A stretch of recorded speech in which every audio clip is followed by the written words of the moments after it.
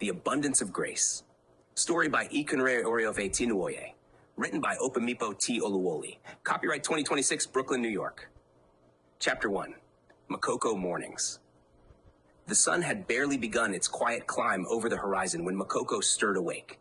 At that hour, the lagoon shimmered like molten gold beneath the pale blue morning sky. Wooden houses balanced on long stilts rose gently above the water, their reflections rippling across the surface as fishermen paddled silently between them. Narrow wooden walkways stretched from home to home like fragile bridges, creaking softly whenever someone stepped across them. For outsiders, Makoko looked like chaos floating on water. But for the people who lived there, it was home. The air smelled of damp wood, fish, smoke from cooking fires, and the salty breath of the lagoon. It was a scent that clung to clothes, to skin, to memory. And to Rere, it smelled like life itself. Inside a modest wooden shack, perched above the water, the soft glow of a kerosene lantern flickered against the walls. The room was small, but it held everything the family owned. A wooden table scarred by years of use, a few metal cooking pots, stacked plastic buckets, and thin mats spread across the floor where the children slept. At exactly 4 a.m, Jumoke stirred. She had learned long ago that the water waited for no one. Carefully, she rose from her mat and tied a faded headscarf around her hair. Her movements were quiet, practiced, and deliberate. Beside her, her husband, Oluwole, was already awake, rolling up the sleeves of his worn shirt as he prepared the fishing nets. For a moment, Jumoke stood still and looked at her children. Midi lay curled against the wall, one arm stretched across the thin mat she shared with her younger sister. Rere slept beside her, her braids spread gently across the pillow. Near the opposite corner, Zion snored softly, one foot sticking out from beneath the blanket. Little Nora slept peacefully in a small crib their father had built from leftover wood.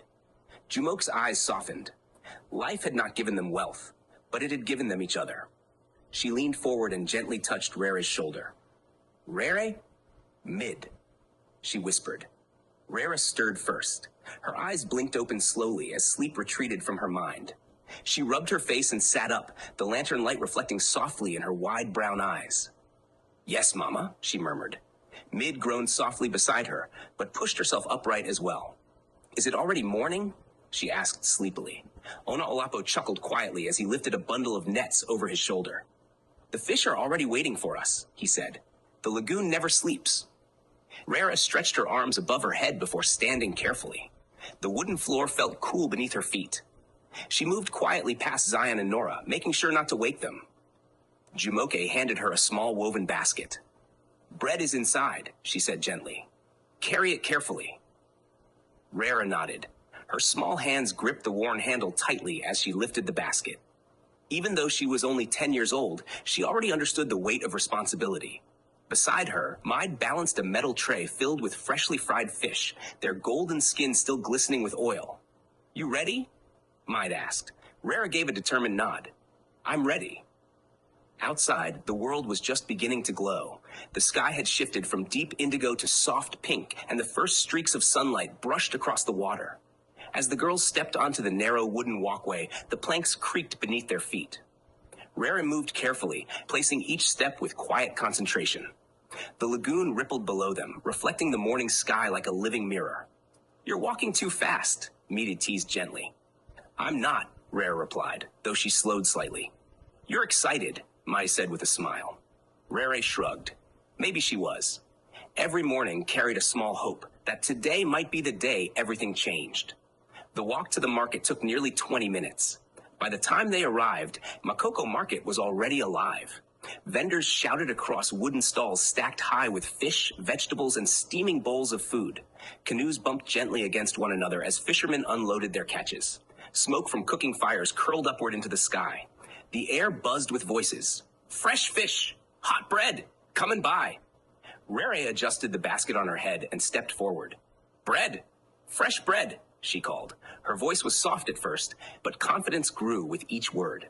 Nearby, Mead began offering fried fish to passing customers. Some people stopped, others walked past without looking. An elderly woman approached Rere and studied the basket. "How much for the bread?" she asked. Rere smiled politely. 200 naira, ma. The woman nodded and reached into her purse. "I'll take 2. Rere carefully wrapped the bread in paper before handing it over. Thank you, Ma. Moments like that filled her heart with quiet joy. Every sale meant something. It meant food for the family. It meant school fees. It meant survival. But not every day was kind. Some mornings passed slowly, with customers ignoring them as if they were invisible. On those days, the basket felt heavier. The hours stretched longer. But Rere never complained. Instead, she watched. She listened. She learned. She noticed how traders negotiated prices, how fishermen repaired torn nets, how mothers comforted crying babies while balancing trays of food.